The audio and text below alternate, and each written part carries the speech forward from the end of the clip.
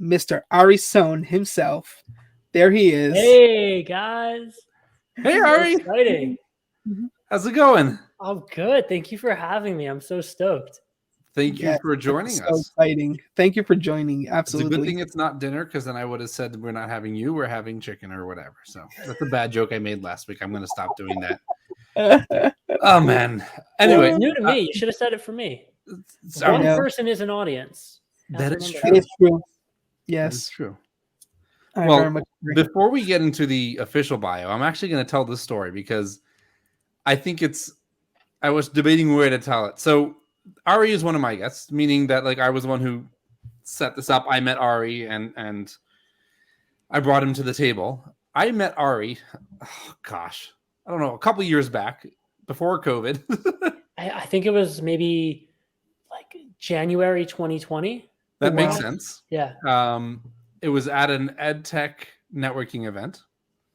I was wearing my sharp blue suit with my little feather.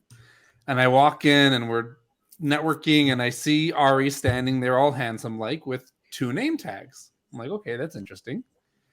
And I go over and it says, "Where's Grandma?"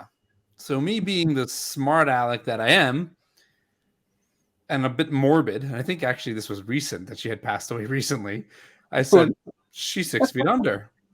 And I don't remember exactly what you said, but you said, "Yeah, well, that's what I do. I help you locate her." I'm like, wait, what? So it was a nice way of like putting me on my path. And we're going to go more into what that means as us to Ari locating people that are dead. But just, I don't know, before I go into the regular bio, Ari, do you want to say anything? Yeah, there's one thing that I've learned to be comfortable doing is to go into a crowd by myself and how to attract positive attention. So when I went to that EdTech, it was, I think, my second time going or third time going.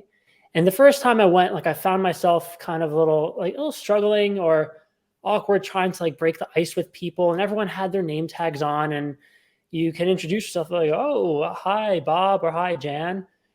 And it was kind of just, we had to find these, artificial ways to start conversations. Yeah. But I realized after my first visit, I never really had the chance to talk about what I do without me bringing it up. And that seemed very selfish of me.